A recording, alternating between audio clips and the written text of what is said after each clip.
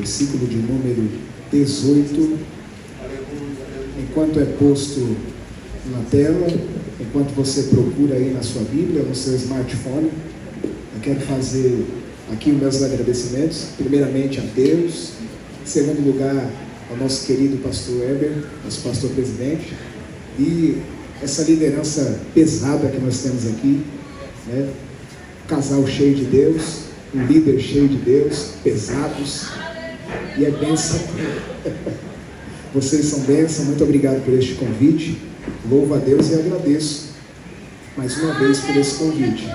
Está ali a minha esposa, ninguém conhece, mas para quem não conhece, a irmã Vanessa, quem ministrou oferta, contou o nosso testemunho, ela é sempre bem enfática, né, em suas palavras, é uma bênção de Deus. Minha esposa, Deus te abençoe, te amo muito, você é uma bênção. E a essa mocidade também, que eu tenho grande carinho, grande respeito, gritaram, eu fiz, para, não precisa não. Deus abençoe a vida de vocês pelo carinho e pelo abraço que vocês me dão de forma indireta. Todas as vezes que eu sou convidado para ministrar ou para cantar, sempre sou muito bem recebido e a gente sente um carinho de longe, irmãos. Estou muito contente também com um amigo que está sentado aí nessa bancada de jovens, coisa linda, que está cheia, graças a Deus por isso, que é o David. Levanta a sua mão assim, David, para todo mundo te ver. David é um amigo mais chegado do que irmão, há muitos anos já de amizade, há quase 10 anos, não é isso? Quase 10 anos de amizade, ou mais, sei lá, já perdi até a conta. E eu sempre vinha dizendo a ele, ao longo do tempo, o quanto eu acreditava e acredito ainda no ministério a qual ele porta em sua vida. E eu digo aqui diante desse plenário, que está cheio hoje, que eu ainda acredito no seu chamado e em breve veremos você louvando aqui, em nome de Jesus. Jovem que deu a saudação, qual é o seu nome mesmo? Lucas. Você me pôs um estreito aqui. Deus te abençoe, Lucas. Me pôs um estreito. A gente vai ter que subir o nível agora, hein? Não tem jeito. Versículo 18 diz assim: então respondeu um dos jovens e disse: eis que tenho visto um filho de Jessé, o belemita, que sabe tocar e é valente, é animoso, é homem de guerra, sisudo em palavras e de gentil presença, e o Senhor é com ele. Repetindo, então respondeu um dos jovens e disse: eis que tenho visto um filho de Jessé, o belemita, que sabe tocar, é valente, é animoso, é homem de guerra e sisudo em palavras e de gentil presença, e o principal, o Senhor é com ele. Olhe para quem está do seu lado e diga: o principal é, o Senhor é com ele. Pergunte aí agora: o Senhor é com você?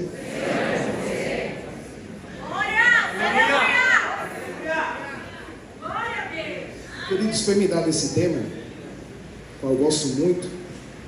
Murilo, ele me passou o tema no capítulo 16, só que não disse até onde eu devo parar. Eu disse para ele: eu vou no capítulo 16 inteiro, depois vocês se viram. Irmãos, é uma história bem interessante de se ler, que é a história de Davi. E para ser sincero, no capítulo 16 é a introdução da história de Davi. Antes do capítulo 16, não sabemos quem é Davi. Mas a partir do capítulo 16, versículo 1, nós vemos uma introdução para a pessoa de Davi surgir. E nessa introdução, em seu versículo 1, se puder, por gentileza, ponha na tela. No versículo 1 nós temos uma introdução negativa. É uma introdução para a vida de Davi, só que trazendo informações negativas a respeito de um camarada que eu quero citar, versículo 1, que eu quero citar para que vocês compreendam bem. Então disse o Senhor a Samuel: até quando terás dó de Saul? Na minha versão está escrito: até quando terás pena de Saul? A palavra dó, ou a palavra pena, em seu original é Baat. Baat significa aterrorizar, Baate significa medo. Aleluias. Mas não é sobre isso. Perdão, irmãos. A palavra para pena, a palavra para dó é a palavra abal, que tem a raiz, uma raiz bem primitiva, que é lamentar, que é gemer, ou até mesmo podemos traduzir como luto. Então, traduzindo de uma forma diferente, o que Deus estava querendo transmitir para Samuel? Até quando sofrerás o luto por Saul? Até quando terás dó? Até quando chorarás o luto de Saul? Vale lembrar que Saul ainda estava vivo. Saul ainda era rei. E para quem não sabe, Saul, ele foi o primeiro rei de Israel. E ele ainda estando em seu trono, ainda exercendo o ofício em seu reinado, Deus chama-o de morto. Deus o classifica como alguém morto. Logo me faz referência ao Vale de Ossos Secos, mas já falamos muito disso aqui. Só que a sua palavra no original hebraico nos traz a referência de morte. Alguém que está morto em vida. Alguém que é considerado morto por Deus em vida. Até quando, Samuel, terás dó, terás pena, ou sofrerás o luto desse ex-rei, podemos assim dizer? Até quando, Samuel, chorarás? Então a Bíblia nos diz que Deus ele dá a seguinte ordem para o profeta máximo daquela época, dizendo: pega um chifre de azeite, enche ele, e você vai agora até Belém, e vai ungir, consagrar outro rei. E o que é interessante é que ele dá uma seguinte resposta para Deus em um diálogo, porque quem é profeta tem diálogos lindos com Deus, e ele expõe os seus medos, e ele diz da seguinte forma para Deus: Senhor, se eu descer para ungir alguém, certamente Saul me matará. Senhor, talvez agora quero dialogar com o texto, para que nós possamos entender. Talvez ele olhe e diz para Deus: Deus, eu não estou afim de morrer ainda não. Deus, essa missão é difícil, porque logo eu entendo, ao ler esses 2 versículos, é que mesmo estando morto, o morto ainda ele é capaz de matar o profeta. O morto, mesmo estando morto, ele ainda é capaz de matar o profeta, porque geralmente aqueles que estão mortos e operando em ofício têm uma tendência gravíssima de matar profetas em atividade. Eu quero repetir isso. Existem pessoas mortas que ainda estão no seu ofício, que têm uma tendência em matar profetas vivos, e isso é complicado. Logo Deus dá uma estratégia para Samuel, dizendo: vai e sacrifica. Afinal de contas, uma cerimônia de unção também é uma cerimônia para sacrifício, porque antes de uma unção é necessário que haja um sacrifício. Então no texto nós vamos ver Samuel pegando um cordeiro para prestar o sacrifício, carregando consigo esse cordeiro, ele desce agora para as quebradas de Belém. Chegando nas quebradas de Belém, a Bíblia diz que se torna um alvoroço, porque imagina agora comigo, o profeta máximo daquela época, a autoridade máxima daquele tempo, desceu para a periferia e ninguém estava entendendo nada, qual era o motivo, qual era a causa e o que ele vem fazer. Então se junta agora uma turma de ancião, incluindo Jessé, que era também um ancião daquele lugar, se juntam agora todos eles, e a Bíblia diz que eles fazem um aglomerado agora em volta do profeta, a autoridade máxima, e começam então a perguntar para ele: sua vinda é de paz? Perguntaram: sua vinda é de paz? Fizeram uma roda em volta da autoridade máxima, e a Bíblia nos diz que era só os anciões, e perguntaram para ele: sua vinda é de paz? E ele repete dizendo: minha vinda é de paz. Era esquisito ter uma autoridade máxima descendo até Belém. E logo ele olha então para um dos anciões, Jessé, que estava no meio ali daquele aglomerado de pessoas que estavam lá pelo profeta, pela autoridade máxima, porque infelizmente quando desce alguém de extrema importância, já comecei a pregar, quando aparece alguém de extrema importância, quando aparece alguém de cargo eclesiástico alto, quando aparece alguém a qual é muito respeitado em certos ambientes, a tendência é chover. A tendência é chover de bajuladores. Oh, o grande mestre desceu aqui. Tua vida é de paz? Ele repete: sim, minha vida é de paz. Vim sacrificar o Senhor. Ele chega então para sacrificar, ele inicia seu sacrifício.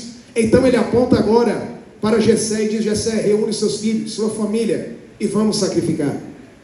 Então agora eles caminham para o local de sacrifício. E para prestar sacrifício, a gente sabe muito bem que antes de prestar o sacrifício é necessário levantar um altar. Ou eles levantam um altar, ou eles vão para um altar ainda pronto. A Bíblia nos diz que eles prestam o sacrifício, eles se autopurificam.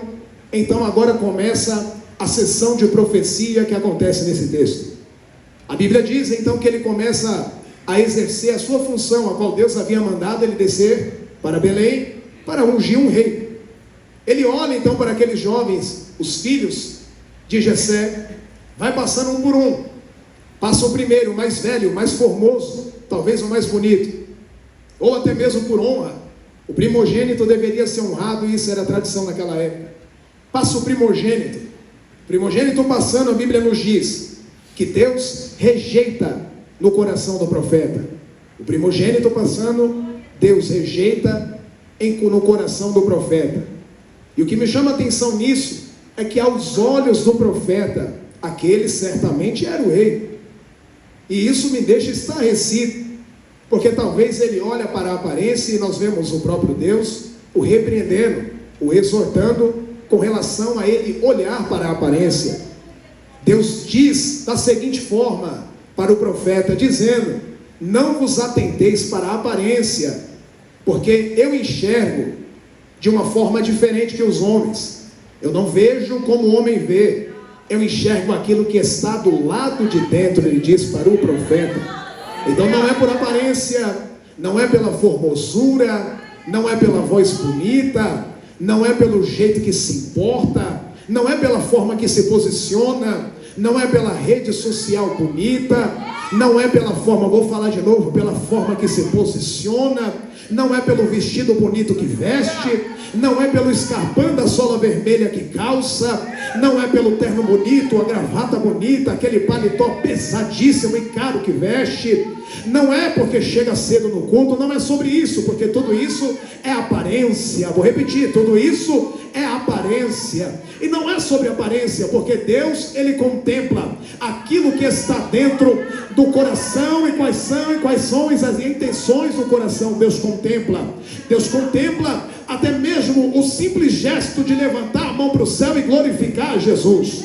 Quem sabe, somente Deus, se aquele gesto de glorificar Jesus foi porque o fulano de tal está cantando. Deus está vendo, Deus contempla a intenção da alma e do coração. Deus contempla: eu vou para a igreja porque é o pregador X que vai pregar, porque é o cantor X que vai cantar. Deus contempla a intenção do coração. Deus contempla, aleluia. Eu só vou participar porque é congresso, e o congresso, a cor do congresso me agradou, então eu vou participar. Deus contempla a intenção da sua alma, a intenção da sua mente. E por que você está reagindo dessa forma? Porque Deus já disse ao profeta: eu não vejo como os homens veem, mas eu vejo aquilo que está dentro do coração. Aleluia. Então a Bíblia nos diz que vai passando os filhos de Jessé. Passa o primeiro, passa o segundo, passa o terceiro. E o que é interessante é que Samuel, ele vai observando pela aparência, mas agora ele já tinha recebido da parte de Deus a orientação que não era sobre a aparência. E a Bíblia nos diz então que se passam os 7 filhos. E ele lança uma pergunta dizendo: acabou os seus filhos, Jessé? Porque a gente sabe que só é convidado aqueles que são queridos. Por gentileza, Daniel, faz aquele negócio. Só é convidado para cerimônias especiais aqueles que são queridos. Só é lembrado aquele que de certa forma é especial. E ainda falando de aparência, ainda falando de formosura, geralmente para as cerimônias especiais, para aquelas grandes festas ou resenhas, geralmente são convidados os mais bonitos, são convidados aqueles que são os mais influentes da turma. Quem são os convidados? Geralmente são convidados aqueles que têm uma postura legal, aquele que anda descolado, que mastiga um chiclete durante o culto. Quem são os convidados? Aquele que tem um cabelo descolado, um degradê em dia, um black power bem daquele jeito, ou um cabelo bem cacheado assim como o meu. Quem são os convidados para cerimônias legais, para resenha, para pizza? Geralmente são as pessoas mais descoladas, aquele que você olha e diz: olha, fala bem, se veste bem, olha o Nikezão dele no pé, ó. Ele anda de Adidas. É propaganda nem merchan, não é contextualizando. Geralmente quem são os convidados? São aqueles que são sisudos em palavras, mas que mostram-se mais do que outros. Porque Davi, ele também tinha tudo isso. Davi era bonito, era sisudo em palavras. Só que Davi, ele tinha um probleminha. E qual era o problema de Davi? Ele era o mais novo. Ele era o mais pequenino da turma. E isso me chama a atenção aqui, por ser o mais novo, por ser o menino da família, ele é agora esquecido da maior. Eu quero dizer que ele é esquecido da maior reunião, da maior resenha que estava acontecendo na cidade. Não era na casa, era na cidade.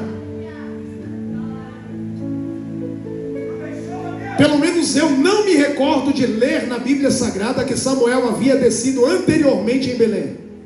Está aqui muitos mestres que podem me corrigir depois, mas eu particularmente não me recordo de ver Samuel descer a Belém.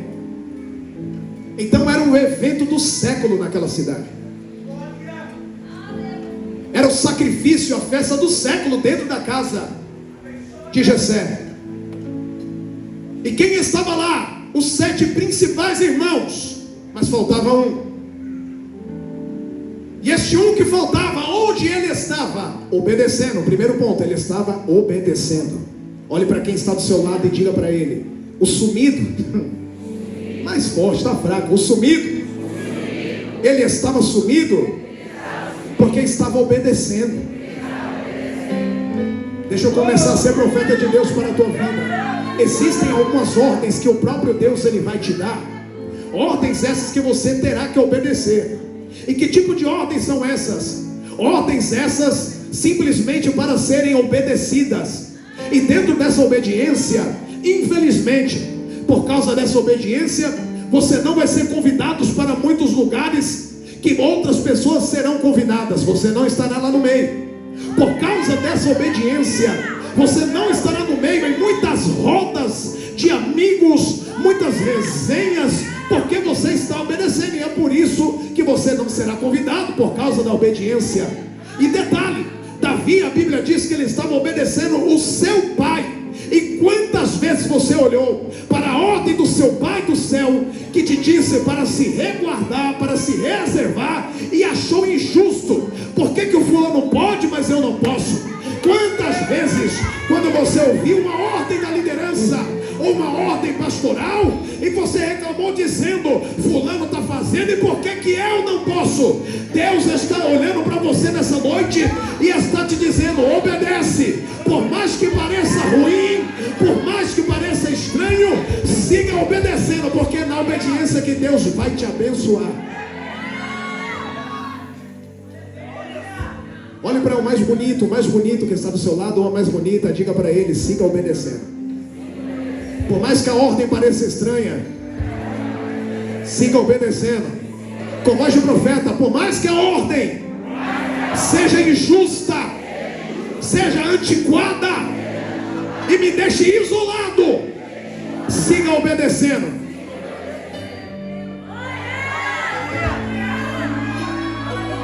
Rogério, a palavra é direcionada, e é para quem? Estou pregando nessa noite aqui para pessoas isoladas.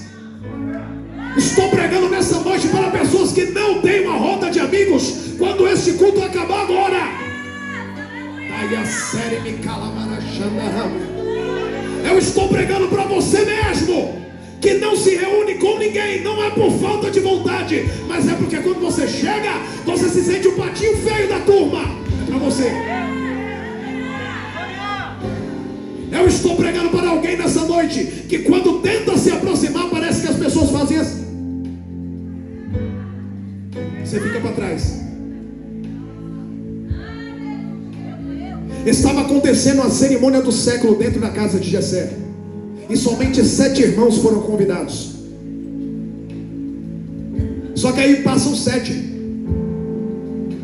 Os 7 passa e nenhum dos 7 foi escolhidos por Deus.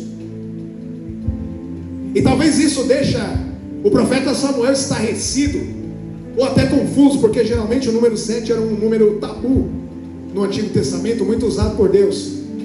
Um número muito conhecido, que você sabe o que significa, que é o número da perfeição. Então passam os 7 filhos, e dentro dessa perfeição não estava o que Deus escolheu. Dentro dessa perfeição não estava o que Deus escolheu. Dentro dessa turma, dentro dessa galera, não estava o que Deus escolheu. Dentro dessa perfeição, dentro dessa roda de amigos, dentro dessa roda de irmãos, não estava o que Deus escolheu. Ndaiassé, Nakalachanda, Arabacanda, Rabassia, Remanda Kala Seremi na Comandaui. Deixa eu ser profeta de Deus para a sua vida. Ficar isolado, a gente sabe que não é bom para ninguém. Ficar isolado e afastado, sem amigos, esquecido, a gente sabe que isso, aleluia, faz muito mal para o nosso psicológico, principalmente quando nós não temos com quem conversar. Isso é difícil, isso é complicado. Só que Deus, Ele está dando uma orientação para alguém aqui nessa noite de hoje. Na ausência de alguém, você tem o maior dos alguém, que é Jesus de Nazaré. E deixa eu te falar uma coisa: você tem alguém dentro de você que anda contigo, que baila contigo, que toma banho contigo, que dorme contigo, que trabalha contigo. E este alguém é alguém chamado Espírito Santo de Deus. Então todas as vezes que você se sentir sozinho, então todas as vezes que você se sentir deslocado e deslocada, lembre-se que tem alguém. Tem alguém. Tem alguém. Tem alguém. Tem alguém. Lá em Eclesiastes, no capítulo 3, nós vamos ver que há tempo determinado para todas as coisas. Há tempo de espalhar e também há tempo de juntar. Deixa eu repetir: há tempo de espalhar, mas também há tempo de juntar. Talvez você está reclamando que está sozinho, mas anteriormente, se você puxar na sua memória, você já esteve na turma, você andava com a turma, você cantava com a turma, você estava envolvido com a turma e hoje não está mais. Aí vai uma profecia de Deus para a tua vida. Você está vivendo na parte, meu Deus, você está vivendo o tempo de espalhar. É por isso que ninguém mais te chama no WhatsApp. É por isso que ninguém mais te convida para comer aquela pizza, aquela esfirra. É por isso que neste momento parece que ninguém está nem aí para você. Mas a culpa não é do povo, a culpa não é da turma, a culpa não é da resenha, a culpa é do Deus que te chamou, porque Ele tem ciúmes de você. E dentro desse isolamento Ele está te preparando, e você não entendeu.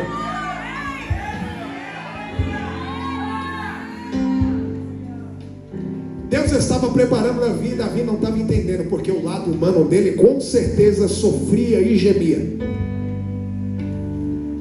Só que aqui a gente está falando ainda da resenha que estava acontecendo lá na casa de Jessé. Mas e o cenário lá do outro lado, onde estava Davi sozinho? A Bíblia diz que ele estava obedecendo, mas ele estava sozinho. A Bíblia nos diz que ele estava sozinho, mas estava obedecendo. Com quem que Davi conversava a não ser com Deus? Ovelha. Davi estava pastoreando ovelha. Davi não estava na resenha, mas ele estava cuidando das coisas do pai. Davi não estava no meio da brincadeira, mas ele estava cuidando das ovelhas de seu pai. Davi ele não estava fazendo coisas que jovens faziam, mas ele estava cuidando das ovelhas de seu pai. E eu quero replicar algo que o presbítero Henrique pregou aqui nessa noite de ontem. Ele pregou dizendo que ele estava cuidando das coisas de papai. Quem estava aqui está entendendo a referência. Davi estava cuidando das coisas de papai. A resenha estava acontecendo, a festa estava acontecendo, só que Davi estava cuidando das coisas de papai. O narguilé estava aceso, o fogareiro já estava queimando, a fumaça subindo, o cheiro de essência, mas Davi estava cuidando das coisas de papai. O cheiro do baseado subindo, as festas, os baile funk estavam comendo solto, mas Davi estava cuidando das ovelhas de papai. Aleluia. Olhe para essa bancada aqui, olhe para essa mocidade. Esta mocidade está cuidando das ovelhas de papai. Esta mocidade aqui é você mesmo, está cuidando das coisas de papai.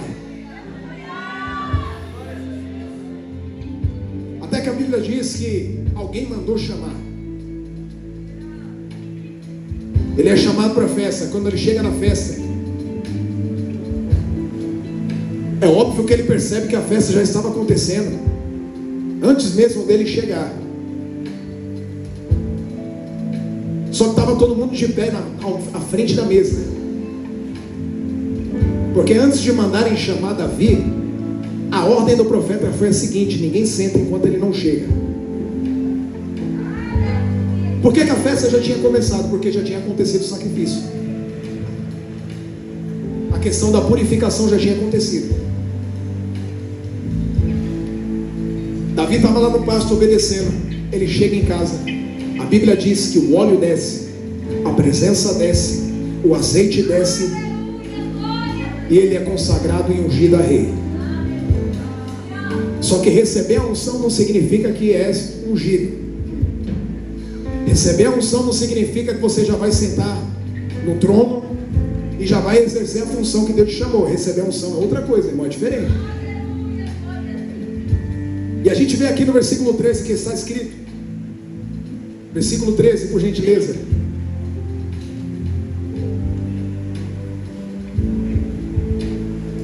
Então Samuel tomou um vaso de azeite e ungiu no meio dos seus irmãos. E desde aquele dia em diante, o Espírito do Senhor apoderou-se de Davi. Então Samuel levantou e se tomou para Ramá. Próximo versículo. No versículo 13, Deus unge, a unção desce. Versículo 14. E o Espírito do Senhor se retirou de Saul. Quando um é ungido, a unção sai do outro. Negócio de doido. O Espírito agora saiu de Saul. Já tem que terminar isso. O Espírito, quando ele desce sobre a vida do jovem Davi, ele sai da vida de Saul ou rejeitado. O Saul morto. E para quem está morto e já não tem mais a presença de Deus, aí o negócio ficou complicado, ficou sem orientação. No versículo seguinte, nós vamos ver que ele começa agora a ser atormentado, porque quem não está cheio do Espírito Santo passa a ser atormentado por Espírito. Começa a ver vulto, começa a ver umas coisas estranhas dentro de casa. A palavra tormenta, em seu original hebraico, baate, significa vulto, medo, choro. Tudo isso era o que estava acontecendo naquele momento com Saul. Saul, ele perde a presença de Deus e ele começa então a ficar moado. Porque crente vazio, ele fica desse jeito mesmo, ele fica moado. Começa a ver coisas onde não tem. Começa a ver uns vultos esquisitos dentro de casa, porque está moado. Aí começa a entrar em desespero, começa a entrar em pânico, começa a chorar. E ninguém consegue conter. Até que alguém olha para ele e diz: olha, você está precisando de um músico aqui. Você está precisando de alguém para te acalmar. Você está muito nervoso, Saul. Porque quando a gente perde a presença, a gente fica nervoso. Está muito bravo, Saul. Está vendo coisa. Aí alguém olha para Saul e diz: olha, eu conheço um filho de um belemita aí, Jessé, que ele tem as seguintes qualidades: ele sabe tocar bem, Ele é forte e também é valente. Ele é homem de guerra. Ele é sisudo em palavras e é de boa aparência. E o principal, o Senhor é com ele. Davi não teve tempo de fazer nada, desde a sua unção até este momento aqui em qual nós estamos fazendo essa leitura. Davi não foi treinado por ninguém. Então o que significa? Significa que antes da unção descer sobre a vida de Davi, Davi já estava sendo capacitado e preparado antes da descida do profeta. Alguns trechos da frente nós vamos ver Davi contando a sua história. Enquanto eu estava cuidando das ovelhas de papai, aparecia urso e aparecia leão. Eu guerreava com eles e rasgava eles no meio, para proteger as ovelhas de meu pai. Ninguém aqui aprende a tocar do nada. Os músicos estão aqui, eles podem falar melhor do que eu. Eles não aprenderam a tocar da noite para o dia. Davi estava praticando lá no meio do pasto. Davi tocava a sua harpa enquanto cuidava das ovelhas de papai, se capacitando, se preparando. Até aquele momento que a unção desce sobre a vida dele, ninguém acreditava nele. Ninguém acreditava no seu potencial. Ninguém acreditava na sua chamada. Só que enquanto ele estava isolado, sozinho, sem amigos e sem ninguém, sem a credibilidade da família, a Bíblia diz que ele tocava e dedilhava. Em algum momento ele teve que aprender a tocar e dedilhar. E eu tenho certeza que era enquanto ele estava lá, sem amigos, que era enquanto ele estava lá, só cuidando de ovelhas. Era enquanto ele estava lá, só falando, tendo contato com os céus. Enquanto ele estava lá, Deus o influenciava a praticar o dom da fala, porque a Bíblia nos diz que ele era sisudo em palavras. Mas como eu vou aprender a falar bem, se eu não tenho contato com ninguém? Vou repetir, como eu vou aprender a falar bem, se eu não tenho contato com ninguém? É orando, meu filho.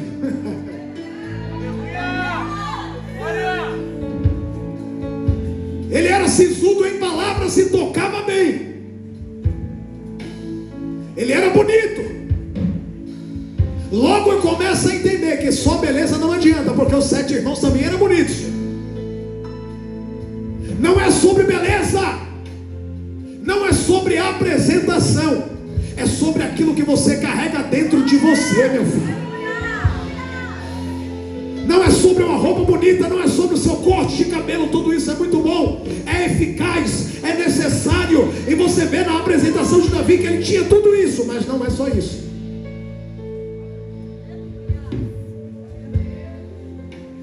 Mandam chamar Davi, o talentoso. Davi chega agora dentro daquele palácio, sem entender nada. Escute, Davi entrando lá. Davi estava vindo de um cenário completamente complicado, só pastoreio, só sabia lidar com ovelhas, só via ovelhas em pasto, ovelha em pasto, ovelha em pasto, uma realidade completamente complicada. Ele morava em Belém, periferia, uma realidade que não tinha nada a ver. Aí de repente Deus faz o seguinte: unção, oportunidade.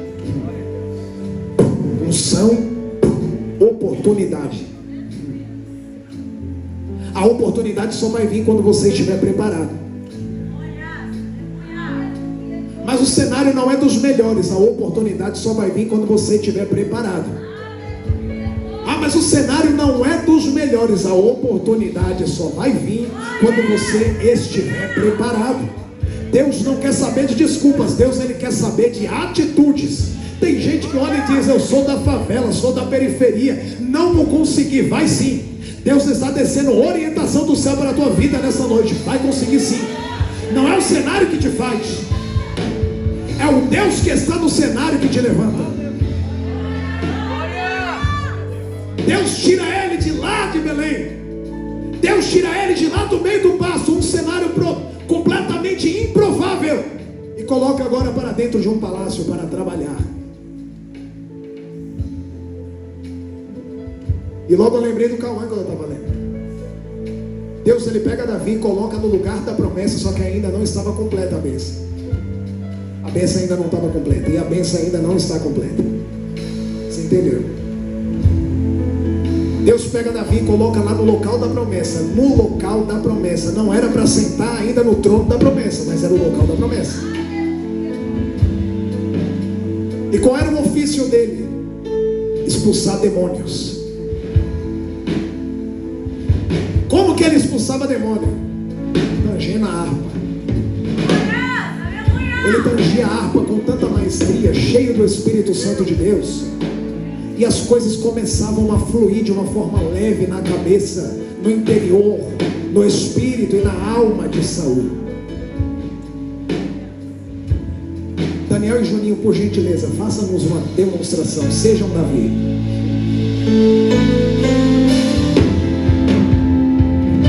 Davi ia tocando, dedilhando a sua harpa. Saul completamente atribulado. Gente atribulada você já viu, grita, esperneia, ela chora na cidade. Só que Davi começa a tocar. E vale lembrar que Davi também era cantor. Davi era salmista.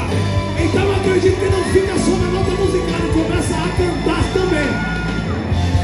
Davi toca, Davi canta, e os demônios eles começam a cair por terra. E todas as vezes que o solo de Davi acontecia, todas as vezes que o som dessa bateria toca, todas as vezes que o som dessa guitarra toca, todas as vezes que o som desse teclado toca, todas as vezes que o som desse contrabaixo toca, e todas as vezes que você canta, algo começa a acontecer dentro da casa.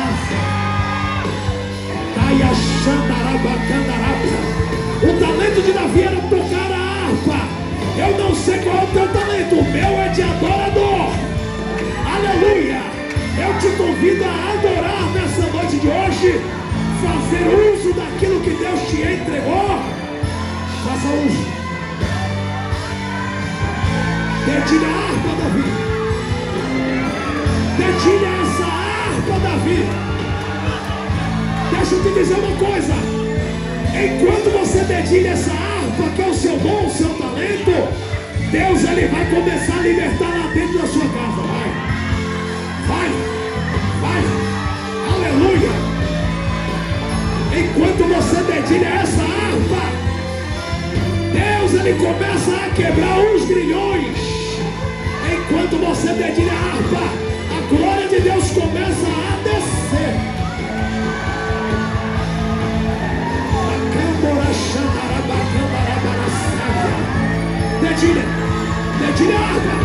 Dedilha a harpa. Pastor Abel, eu não vou cantar porque eu estou sem voz, mas os meninos aqui vão dedilhar. Dedilha.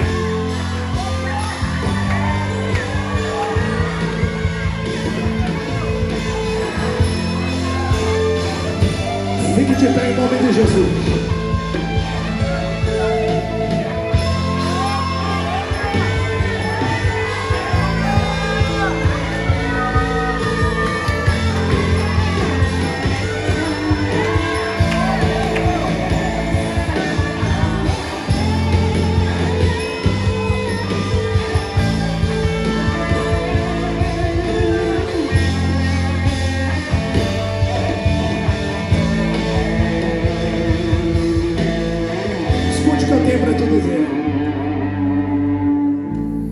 Pegue na mão de quem está do seu lado. Deixe o corredor livre, mas pegue na mão de quem está do seu lado.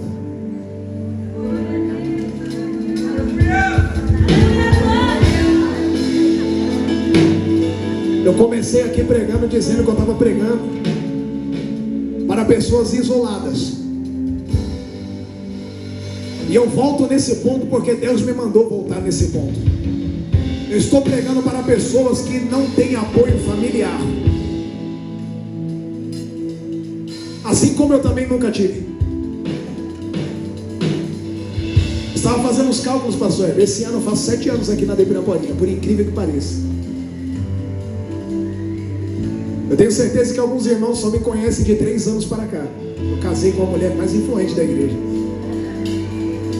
Mas em todo o tempo eu estava ali naquela galeria, escondidinho. Cultuava lá de cima, levantava minha mão lá de cima e era mesmo. Só que eu nunca tive apoio familiar. Meus pais são uma bênção, só que eles não são cristãos. E eu entendo bem o que você está passando. Deus está falando com alguém aqui. Eu entendo bem o que você está passando.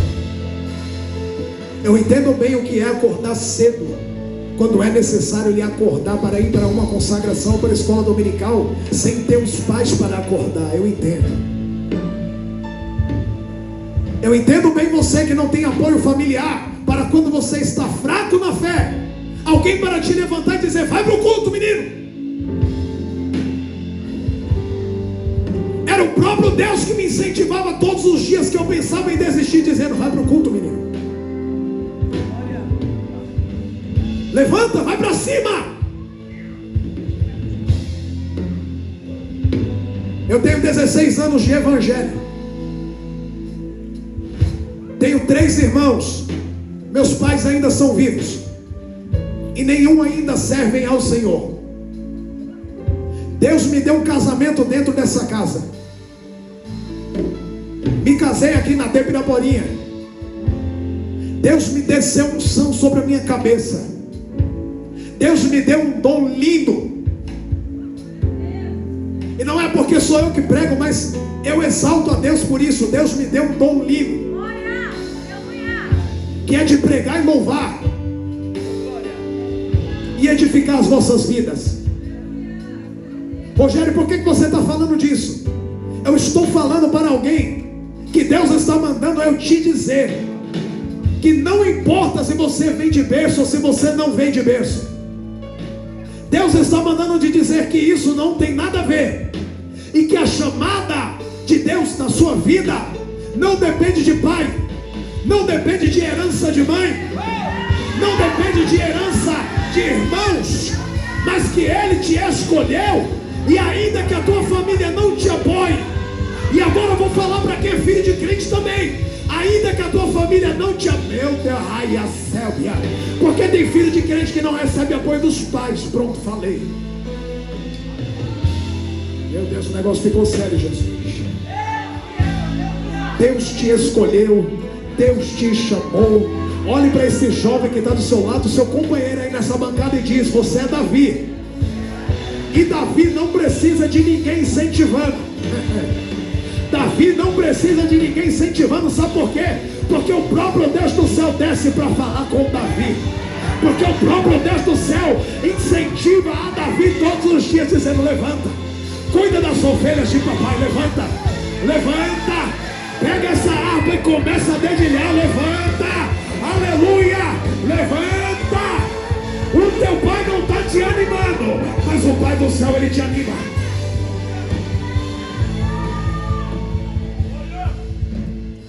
Deus está dizendo para alguém aqui: levanta e volta a fazer as consagrações. Levanta, filho, e volta a fazer aquele jejum.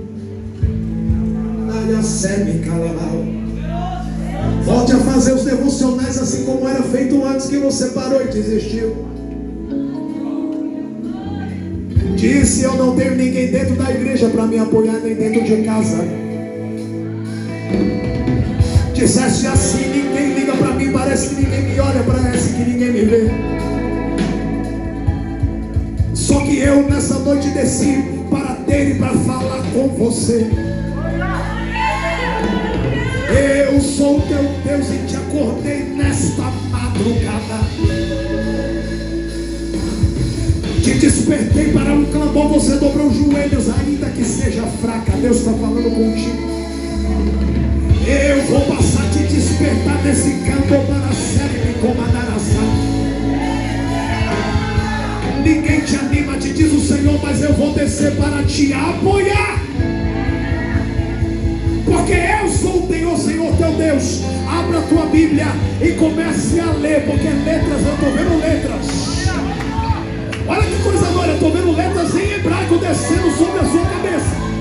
Daí a calacébia, comandar achando calabaracébia. Estende a mão assim, faz assim com a sua mão, você mesmo, Daí. Tá, olha, você mesmo, estende a mão, estende a mão.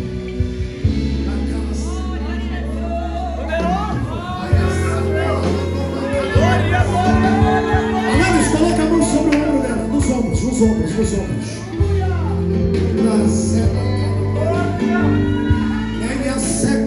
Está descendo nesse candomandá. O renovo nesse calamaná. Você mandou comandar para calamando camaciar. Ao chão que macala se mandou camandaio. Deus está mandando te dizer: vou eu preparar uma mesa perante a tua família. Não serás envergonhada. Vejo eu uma aliança sobre os teus dedos. Vai se casar com honra, te diz o Senhor.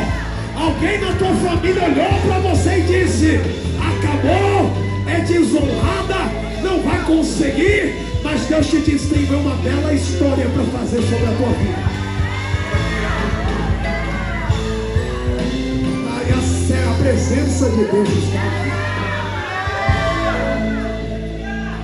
Ainda segurando a mão de quem está do seu lado. Solta não, solta não.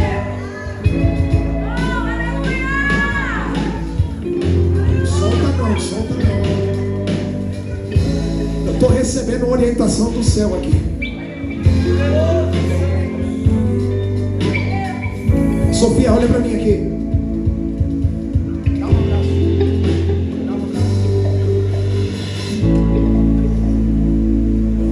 Ouça a voz de Deus, Sofia.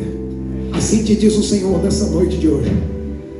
Tenho eu visto o teu esforço. Glória a Jesus. Da cala sacando ramal.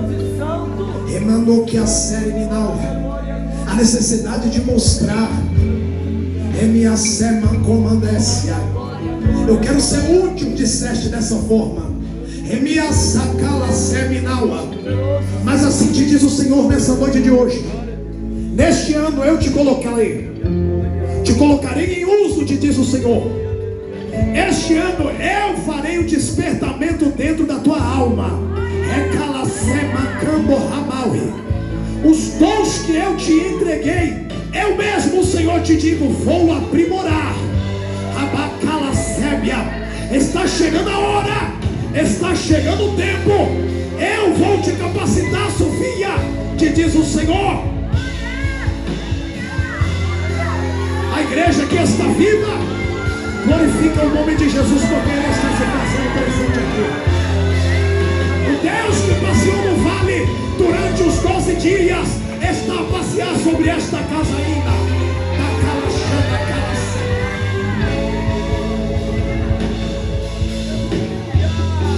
Eu vou orar. E confesso que já estou sem voz, eu não quero orar sozinho. Eu vou contar até 3 e quem vai iniciar a oração é você. Eu vou contar até 3 e quem vai iniciar a oração são vocês.